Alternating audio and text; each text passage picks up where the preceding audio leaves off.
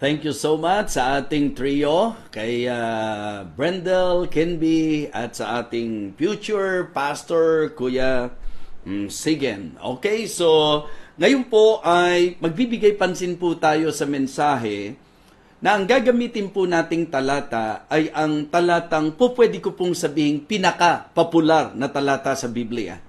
And this is actually the leading of the Holy Spirit, the leading of God to me, to share this message to you. Ang title po ng ating mensahe, God's Love in Action. God's Love in Action. John 3:16. Yan po ang ating teksto para sa mensahe ng Panginoon sa magiging pagsasalo-salo natin ngayong gabi. Talagang sobrang eager and excited po ako. Galing po kami sa Bicol. For 3 days, kami po ay nagsama-sama ng mga pastors po doon. At kauwi lang po namin ngayon. At kaya nga sabi ko sa inyo kanina, very thankful ako sa pag-iingat ng Diyos sa aming pong naging pagbibiyahe. So, ibang-iba talaga pagka nasa pag-iingat ka ng Panginoon. And actually po, pag naiisip ko kung gaano katagal na hindi na po ako nakapag-ministeryo po sa inyo through feasting, medyo talagang nababagabag po ang kalooban ko. Kaya right away, I chatted Pastor Norman and I told him na ako po muna ang mag-feasting ngayon. At si Pastor Orson po actually naninibago na po sa setup kung paano po ang operation po ng ating pong video and audio po ngayon. Kasi nga po, matagal po kaming nahinto. Pero of course, alam ko naman pong alam nyo na nasa ministry po tayo and given a chance, hindi ko po talaga palalagpasin na makapag-ministeryo po sa inyo. Why? Because this is one way of saying, I appreciate you all. Kaya yung mga anak-anak po natin dyan, maraming salamat sa inyong patuloy na pagsubaybay sa ministeryong ito. Again, ang ating pag-aaralan, John 3:16, at kung kayo po ay nakapagbukas na ng Bible or kung memorize po ninyo, kahit po kayo ang nandiriyan sa inyo pong panunood, ay sabay-sabay po nating i-recite. John 3:16, ready, begin. For God so loved the world that He gave His only begotten Son, that whosoever believeth in Him should not perish, but have everlasting life. Manalangin po tayo. Dakilang Diyos, alam ko po na alam na ng marami ang talatang ito. Pero importante po na maunawaan po naming patuloy ang mensahe. Lalo na po sa usapin ng pag-ibig. I pray, O Father, that all of us, as we listen to your word, may we again refresh in our minds and realize kung gaano po kami talaga minahal. Hiling ko po ang kaliwanagan ng mensaheng ito sa isipan ng bawat isa. At sa pamagitan nito, dakilang Diyos, makita po namin kung papaano namin dapat tugunin ang naging pag-ibig mo sa amin. Hiling ko po, dakilang Diyos, na ikaw po ang siyang may tataas, mapaparangalan sa amin pong pag-aaral ngayong gabi. Naway busugin mo kaming muli sa aming magiging pagsasalo-salo. Ito po ang aking panalangin sa dakilang pangalan po ng aming Panginoong Jesus. Amen. Amen. Okay, so sapagkat gayon na lamang ang pag-ibig o pagsinta ng Diyos sa sanglibutan na kanyang ibinigay ang kanyang bugtong, meaning kaisa-isang anak, upang kung ang sinumang sa kanya'y sumampalataya ay hindi mapahama, kundi magkaroon ng buhay na walang hanggan. May tatanong po natin, sino pa kaya sa mga totoong nag-aaral ng salita ng Diyos ang hindi pa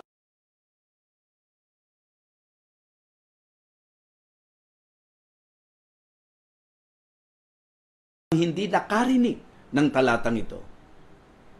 May dahilan po ang Panginoon kung bakit ako po ay kanyang pinangunahan at ginabayan na ito po ang aking ibahagi po sa inyo. It is really great and wonderful for us to again realize kung gaano po talaga ang usapin at mensahe ng pag-ibig ng Diyos sa sangkatauhan. So again, for God so loved the world that He gave His only begotten Son, that whosoever believeth in Him should not perish, but have everlasting life. I want to share 3 things sa inyo po ngayong gabing ito mula sa ating pong talatang binasa.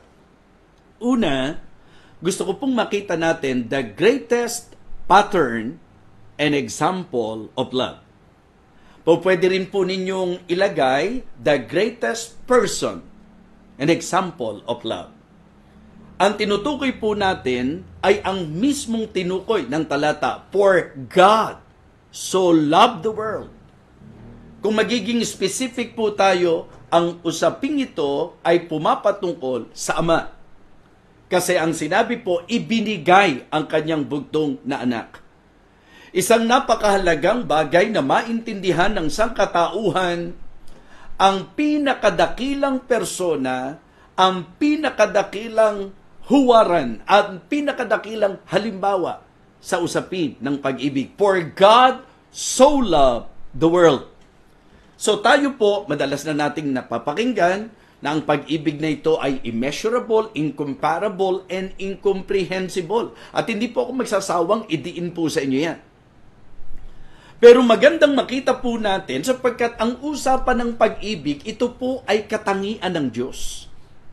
'Di ba? At ang Diyos mismo, ito po ang kanyang masasabi nating kakanyahan. Ang Diyos mismo ay pag-ibig. Napakahalaga na ito po ay maunawaan natin ngayong gabi. For God so loved the world that He gave His only begotten Son, that whosoever believeth in Him should not perish but have everlasting life. For God so loved the world. So, ang tinutukoy po ay ang Ama, na maliwanag na sa banal na kasulatan, siya po ang nagpahayag ng pinakadakilang pag-ibig. Kaya for me, siya po ang greatest person, greatest pattern, the greatest example of love. Ilang mga talata po ang po pwede nating pansinin, mga kapatid. Halimbawa, yung sinabi po sa Romans chapter 5 and verse number 8. But God commended His love toward us in that while we were yet sinners, Christ died for us. Yan po ay nasa Romans chapter 5 and verse number 8. Sa 1 John chapter 3, verse number 1, ang sabi po, behold, what manner of love the Father had bestowed upon us that we should be called the sons of God. Muli po, ang record, 1 John chapter 3 and verse number 1. Sa John chapter 15 and verse number 13, ang sabi po, greater love hath no man than this, that a man lay down his life for his friend. Dito naman po, ang pinatutungkulan ay ang ating Panginoong Jesucristo. Sa katotohanan, hindi po natin mapaghihiwa-hiwalay yung tinatawag nating kabuuan ng Godhead. Ano po? So, and it is very important tonight for us to somehow really understand that God is the greatest pattern of love, the greatest example of love. Pag pinag-usapan po ang pag-ibig ng Diyos, una, ito po ay full. 'Di ba? Ibig sabihin, lubos, puspos, puno, mga kapatid. Walang kahit kaunting pagkukulang. Yan po ang katangian ng pag-ibig ng Diyos. Yan po ang halimbawa ng pag-ibig ng Diyos. Na ito po'y lubos, ito po mga kapatid ay walang kakulangan. Kanina nga po, nung kinakanta yung biyaya niya'y sapat sa pangangailangan ng lahat, yun po'y bahagi lamang, mga kapatid, ng patunay na talagang pagka pinag-usapan natin ang Diyos sa kanyang pag-ibig, walang kakapusan ang pag-ibig ng Diyos. Ito po'y lubos, mga kapatid.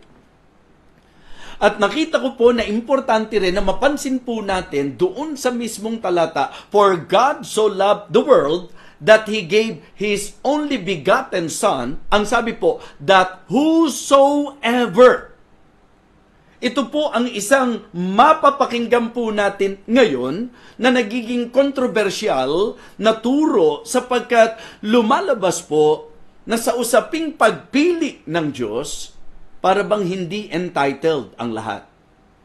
Well, I just want to emphasize to you kung ano po mismo ang sinabi ng talata. Hindi ng komentaryo, kasi hindi po ako nakadepende sa komentaryo. Ako po'y nakadepende sa eksaktong sinabi ng salita ng Diyos. Kasi meron pong lumalabas na turo na yung world daw po dito is not referring to all people. Ang pinatutungkulan daw po nito ay yung mga pinili lang ng Panginoon. So medyo tatagal ako ng konti dito because what I would like you to see concerning God and concerning His love, ito po ay hindi lamang full, it is fair.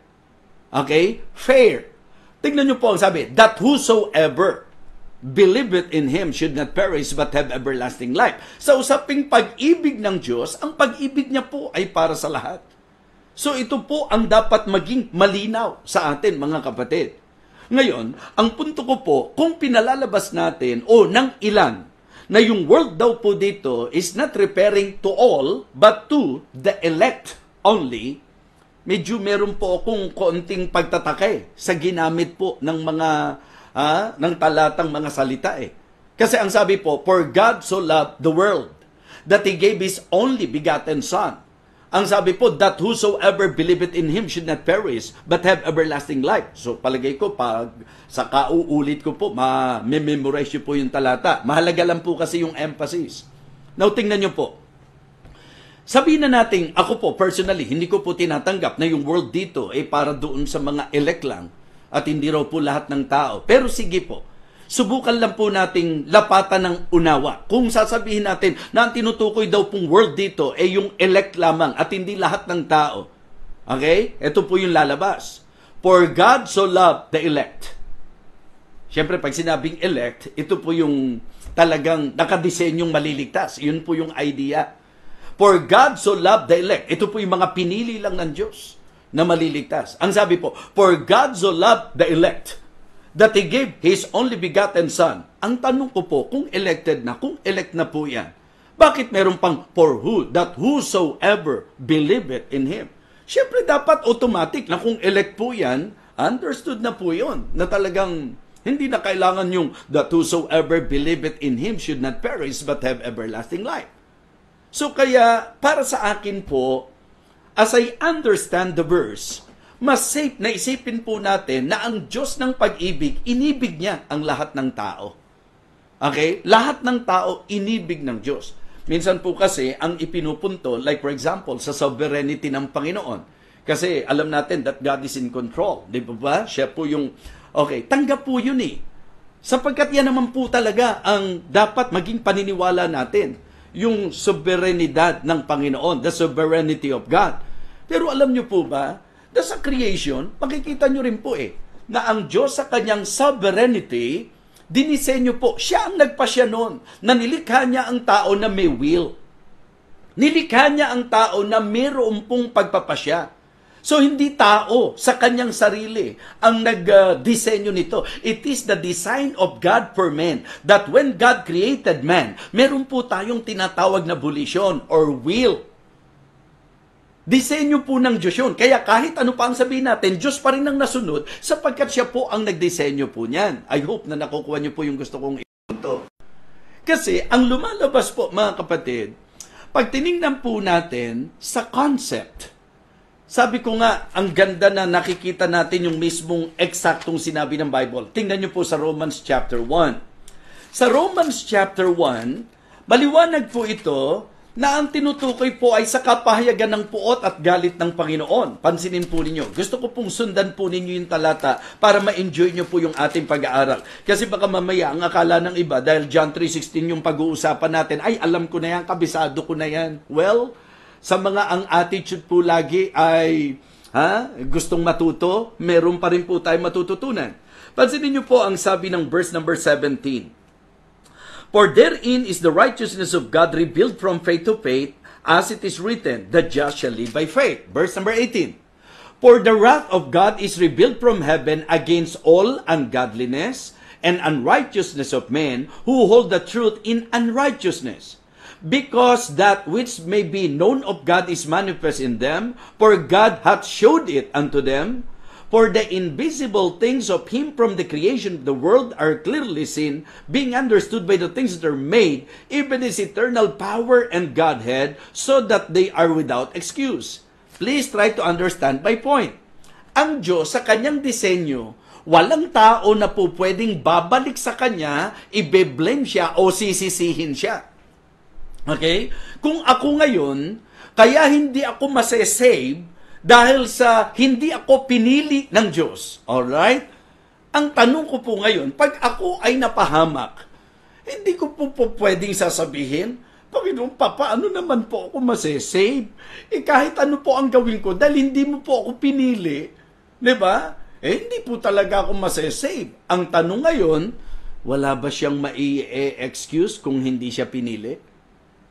So para sa akin po, mga kapatid, napakahalaga na maintindihan po natin na sa usaping Diyos, sa halimbawa ng kanyang pag-ibig, ang pag-ibig niya, number 1, is full and for all. Diba? It is fair, mga kapatid, and faithful. Diba? Yan po ang halimbawa ng pag-ibig ng Panginoon. Alam niyo po, ang tao po, madaling magmahal sa mga lovable. Diba? Pagka po, halimbawa, medyo cute, halimbawa po, medyo, alam niyo po yun, popular, known, halimbawa po, sabihin nating likable, yan po yung madali nating mahalin. Ibahin niyo po ang Diyos. Ang Diyos po, sa usapang pagmamahal, malinaw po, mga kapatid, He loved even the unlovable. At tayo po yon. Lahat po tayo makasalanan eh. Hindi po tayo lovable. Pero grabe po, sa usapang padron ng pag-ibig ng Diyos, inibig niya po tayong lahat. Inibig po ng Diyos ang lahat ng tao. Ngayon, kung ang tao po i-reject yung pag-ibig ng Diyos, mga minamahal, hindi ko po nakikitang problema ito ng Diyos. Kasi bakit dinisenyo pa ng Diyos na may will ang tao? Kasi pag wala po, hindi na po tao ang tawag natin doon. Robot na po yan. Hindi po ba? So kaya napakaganda po na ating maunawaan na yung Diyos, kakaiba talaga siya doon po sa typical na pagmamahal na ipinakikita ng tao. Tayo po, kapag ka po magmahal, ang madali nating mahalin, yung kaibig-ibig. Ang madali nating mahalin, yung nakagagawa ng pabor sa atin. Ang madali nating mahalin. Kaya tingnan nyo po, palibasa ang karakter ng Diyos sa usapang pagmamahal, talagang wala siyang respect of persons, wala siyang, sabihin nating itinatangi. Kaya tingnan nyo, turo niya, mahalin mo ang Diyos ang higit sa lahat. Mahalin mo ang iyong kapwa, gaya ng iyong sarili. Okay? Pati kaaway mo, ang utos ng Diyos, mahalin mo. Very challenging eh. Kasi yun po ang isang bagay na dapat maintindihan po natin. Yun po yung pinaka-concept eh. But God commended His love toward us in that while we were yet sinners, anong sabi? Christ died for us. Hindi naman po talaga nagpahayag ng pag-ibig ng Diyos, ng pag-ibig sa atin ng Diyos sa kalagayang nakakatuwa tayo eh. Sa totoo lang po, mga kapatid, katatwa-tatwa tayo. Hindi tayo nakakatuwa, katatwa-tatwa tayo. Bakit? Dahil sa kasamaan po natin. But praise God, ibang klase po ang Diyos. At ibang klase po ang pag-ibig ng Diyos. Kaya babalik at babalik po ako doon sa okay, given na po, immeasurable. Given na po, incomparable. Pero yung talagang incomprehensible, hanggang ngayon, hindi ko po maipaliwanag yan eh. Hindi ko po malirip, hindi ko po maaro yung grabing pagmamahal po ng Diyos. Kaya naman po, ang pakiusap ko lang, kung paano pong ang sabi ng Bible, minahal ng Diyos ang lahat ng tao, wag naman po nating palabasing meron lang na iilan na minahal ang Diyos, mga kapatid. So kaya importante po ngayon, may mga ilang pong talata na ginagamit po para po palabasin po na parang, alam niyo po yon, ipapakita na meron lang talagang minahal ang Diyos. Pero siyempre po yung context, lagi pong mahalaga po yon. Sa pangkalahatan, sa deklarasyon ng Biblia, inibig ng Diyos ang sanglibutan. Kahit na tayo po ay makasalanan, minahal po tayo ng Panginoon. Kaya napakaganda po na ito ay ating mabigyang pansin. The greatest person or pattern, an example of love is no other than God. God is the best example. God is the greatest pattern, the greatest example of love. Ang kanyang pagmamahal po ay full, ang kanyang pagmamahal po ay for all, ang kanyang pagmamahal po ay fair, at ang kanyang pagmamahal po ay faithful. Yan po ang pag-ibig ng Diyos sa tao. Okay? Ito po yung pagmamahal na nagliligtas, mga kapatid. Importante po yan. Sige po, ituloy natin. So, point number 1, the greatest person and pattern, example of love. Okay?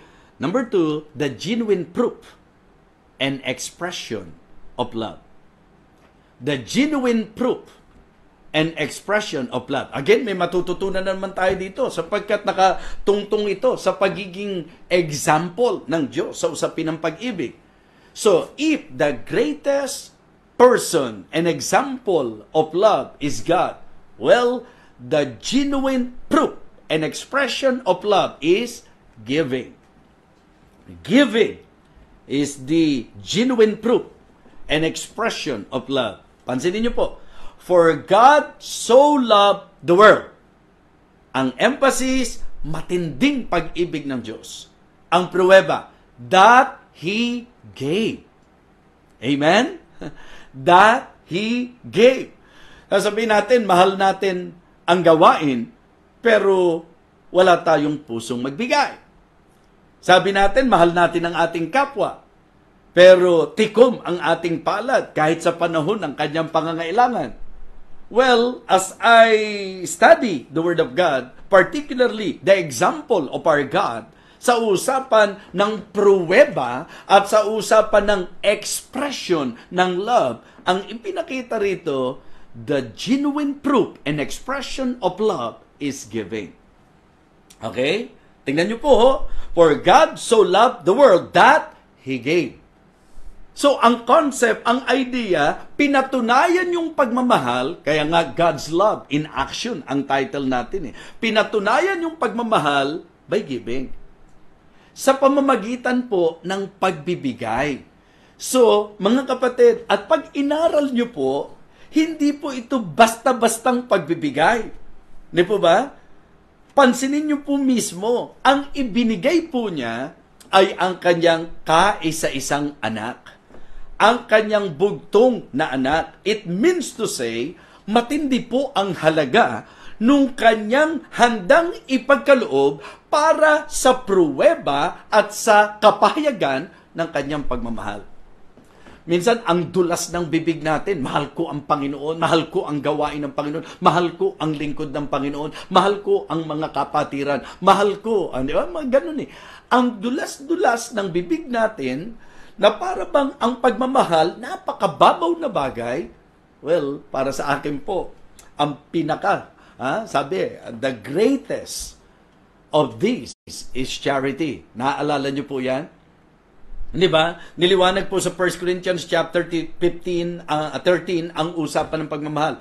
Unang Korinto, kabanatang 13. Sinabi po doon kung gaano po ang importansya ng pagmamahal. Di po ba? Kaya nga pagdating doon sa dulo, ang sabi po niya, now abideth faith, hope, charity, these three, but the greatest of this is charity. So, makikita niyo po na napakahalaga po, hindi mababaw ang usapin ng pagmamahal. At dahil hindi mababaw ang usaping pagmamahal, dapat yung pruweba nito, malinaw din. So, nag-uusap tayo sa usapan ng pagmamahal na hindi basta giving. Why? Because God gave His only begotten Son. Diba? His well-beloved Son. Ganyan niya po in-address ang ating Panginoon Kristo. Sa Biblia, sinasabi, dito sa John 3:16, only begotten Son of God. Tapos natatandaan nyo, nung binaptize po siya ni John the Baptist, di ba, ang tinig ng Ama, ang sabi, okay, this is my well-beloved Son in whom I am well pleased. Di ba? So, makikita nyo po, mga kapatid, na hindi biro ang ibinigay ng Diyos. Kaya nga may rebuke pa doon sa mga nag-aalinlangan na kapag ka nagpe-pray, baka hindi naman ibigay ng Diyos yung hinihingi ko. Baka naman, di ba? Hindi isagutin ng Diyos yung hinihiling ko sa Kanya. O tingnan nyo po, hindi ba sa Romans chapter 8, yan pa nga ang ginamit ni Apostol Pablo na pinaka point of argument if you are doubtful, if you are doubting the Lord, na baka may need ka na hindi niya ibibigay sa iyo. Hindi ba ito ang ginawa niyang logic na pang-rebuke doon sa mga nagdududa na kayang ibigay at willing ang Diyos na ibigay ang lahat ng pangangailangan natin kung kalooban niya? Tingnan niyo po ang sabi ng Romans chapter 8 and verse number 32. Romans chapter 8 and verse number 32. He that spared not his own son, but delivered him up for us all, how shall he not with him also freely give us all things?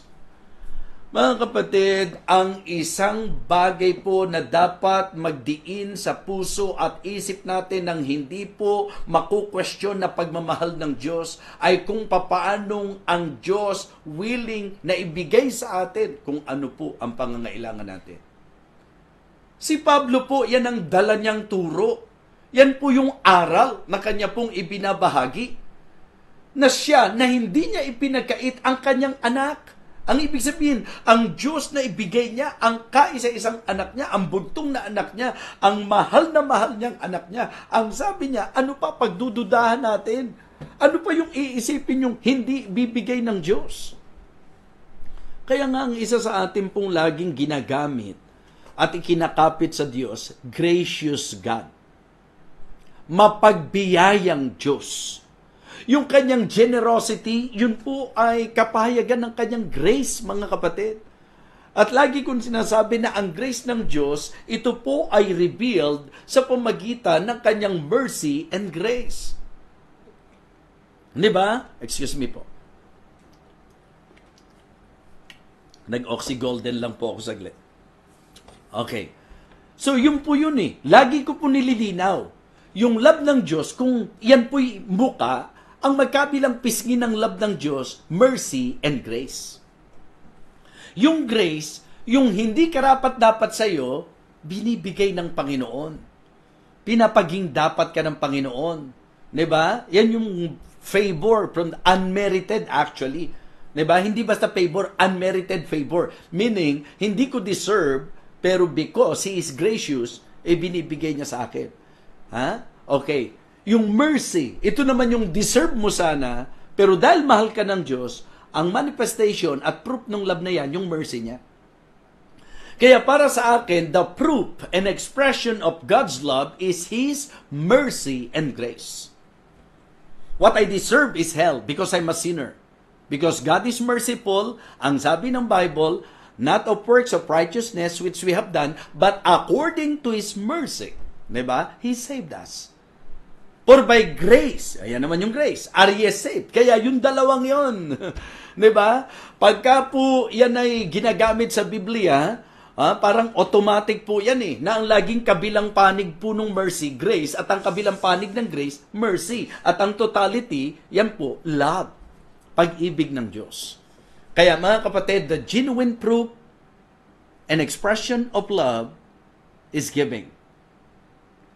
The mercy and the grace of God. So, napakaliwanag po niyan. Now, ano po ngayon ang point number 3 natin? The glorious power and effect of love. Yung maluwalhating kapangyarihan at epekto, yung impact. Ano yung magandang impact ng pag-ibig ng Diyos? So, the greatest person, pattern, or example of love is God. The genuine proof and expression of love is giving. Now, the glorious power and effect of love is great salvation. Okay? God's salvation. Great salvation. At ito po, mga kapatid, ang pinaka masasabi po nating magandang epekto ng pag-ibig ng Diyos na ako at ikaw sa kabila ng sa katotohanan, hindi ko deserve ang heaven, hindi ako dapat maligtas, but because the Savior came, because God gave His only begotten Son, Jesus Christ, the only way to heaven, the only mediator between God and man, the only name given under heaven for our salvation, the only Savior, mga kapatid. Dahil sa pag-ibig na yan, ang epekto ng pag-ibig na yan ay kaligtasan. dakilang kaligtasan. Kaya nga, wag na wag po nating babaliwalain ang pag-ibig ng Diyos. Diba? How shall we escape if we neglect so great salvation? Diba? Paano pa raw? So, importante po na ating maunawaan that when we talk of God's love, about God's love, the main thing is salvation. Ibig sabihin po, ang pinaka-nais ng Diyos na maging bunga ng pag-ibig niya sa bawat isa sa atin ay ang dakilang kaligtasan. Mga kapatid, lagit-lagi naririnig po ninyo. Maganda sa sasakyan mo, or sabihin natin, napakaganda ng sasakyan mo, napakalaki at napakaganda ng tahanan mo, ng bahay mo, napakarami ng impok mo sa bangko, pero ano po ang isang hindi mapapasubali ang katotohanan? Iiwan mo ang lahat ng yan. Okay? Ang tanong lang, diba? Pag ikaw ay lumisan, pumanaw, kaya kami, ang naging comfort namin sa pagpanaw ni Inang, ay yung alam naming ang mawala sa katawang ito ay mapasapiling ng Panginoon. Diba? Because of the teaching of God's Word, because of the glorious power and effect of God's love, nung nagpasya ang aking pong nanay sa biyaya ng Diyos, na siya ay nanampalataya, binigyang lingap at pagpapahalaga niya ang kapahayagan ng pag-ibig ng Panginoon na ibinigay niya ang kanyang sarili, ang kanyang buhay, tinigis niya ang kanyang dugo, sinampalatayanan na talagang ang kaligtasan ay sa pamagitan lamang ng ginawa ng Panginoon. Mga kapatid, yun po ang comfort namin. Alam namin na save ang Inang. Diba? And the same thing na dapat nating tiyakin. Sapagkat ang pag-ibig na ito yung pag-ibig na makapagliligtas. Ito yung pag-ibig na ang main concern is our salvation. The reason why God the Father gave His only begotten Son, hindi para pagdibatihan ng deity ni Jesus Christ, for us to really feel how much, diba? Yung pag-ibig ng Diyos sa atin. Yan, nakakalungkot po, ibinigay ng Diyos ang kanyang bugtong na anak, nagsakripisyo si Jesus Christ, nagkatawang tao, kinwestiyon pa yung deity niya. Sana po, hindi po iyon ang nabigyan ng highlight doon. Sana ang binigyang highlight doon, iniwan ang kalwalhatian, nanaog sa lupa, nagkatawang tao, nagpakasakit, nagtigis ng dugo, namatay, nabayubay, namatay sa krus. Diba? Matinding pag-ibig yan.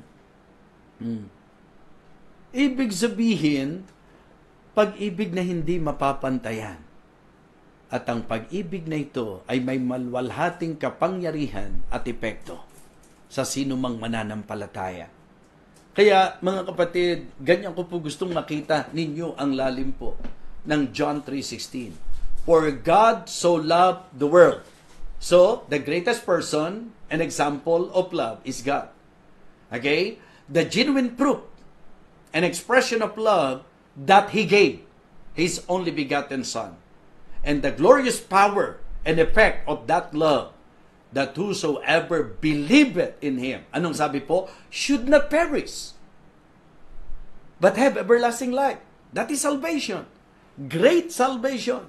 Kaya kahit ang Diyos ay pag-ibig, kahit mahal ka ng Diyos, kung hindi mo pananampalatayanan at papahalagahan ang pag-ibig ng Diyos na yung ginawa niya sa iyo ay iyo pong pananampalatayanan, kasi ang problema po ng iba, yung pong idea na klarong-klaro na ang ama ibinigay na nga po ang kanyang anak at yung anak ibinigay na ang kanyang buhay, pero marami po ang gumagawa pa rin ng kanilang sariling paraan para sa kanilang ikaliligtas. Magandang maintindihan po natin na minahal ng Diyos ang sangkatauhan at ang katibayan nito ibinigay na niya ang kanyang bugtong na anak upang ikaw na walang kakayahan na iligtas mo ang iyong sarili, siya na po ang ating pong sasampalatayanan, ang kanyang ginawa para sa atin, ang pag-ibig na pinatunayan niya para sa atin. Yun po ang sampalatayanan natin. At sa pamagitan niyan, ang sabi po that whosoever believeth in Him should not perish, but have everlasting life. It means to say, great salvation ang dapat epekto ng dakilang pag-ibig na yan. Amen?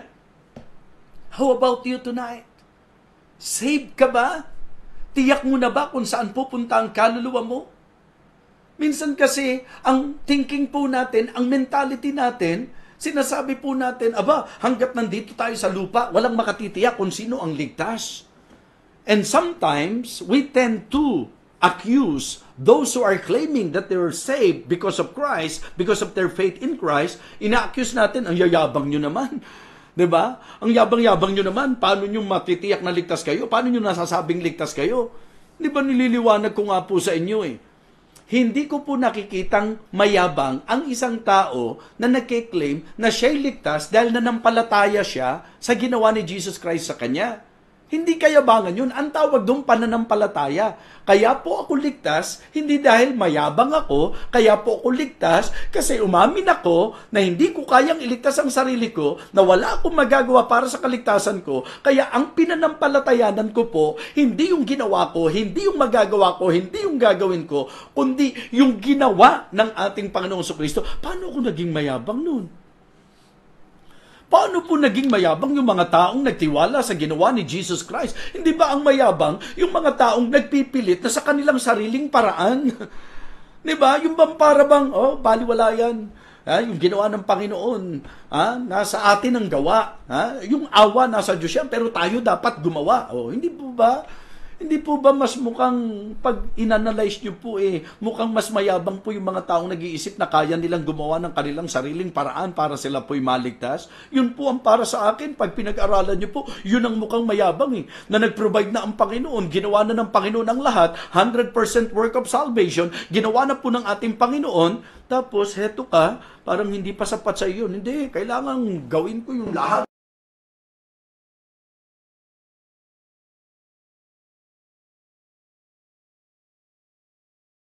Dahil kung alam mo lang, 'di ba, yung sakripisyong ginawa ng Panginoon, tapos pangangahas mo yung gagawin mo, para mo na ring ininsulto ang Diyos at sinasabi mong hindi sapat yung kanyang ginawa.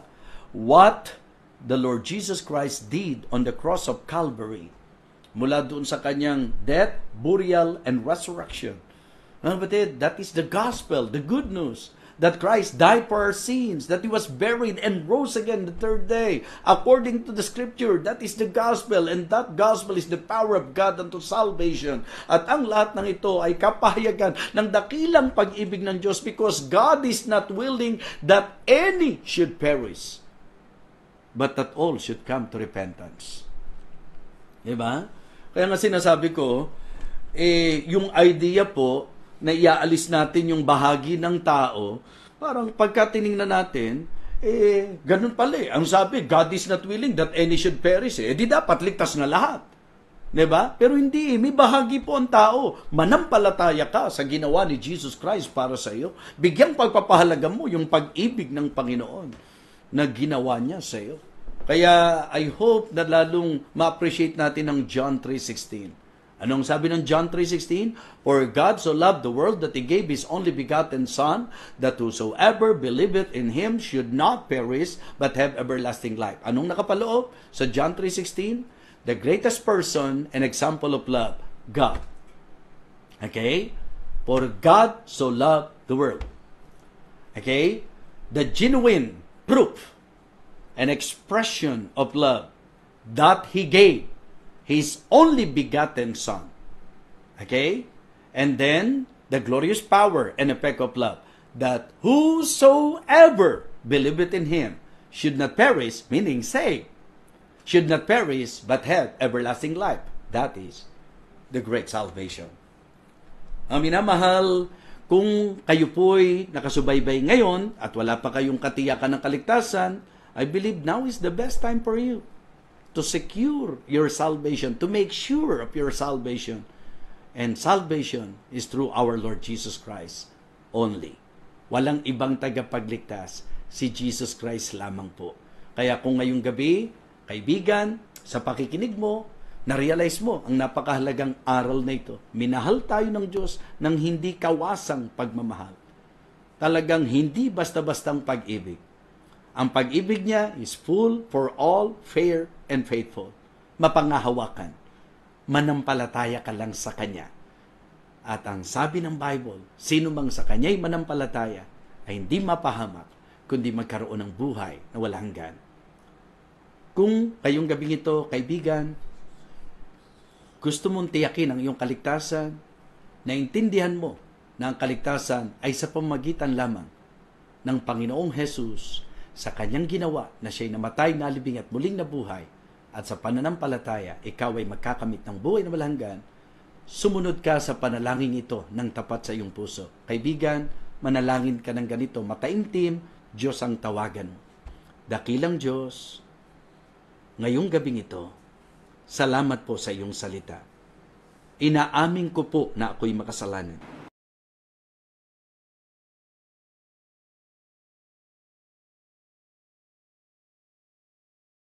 Sa akin. Kaya buong pananampalataya. Sa aking puso, sinasampalatayanan kita bilang aking tagapagligtas. Pinapahayag ko ng aking bibig na ikaw ang Panginoon.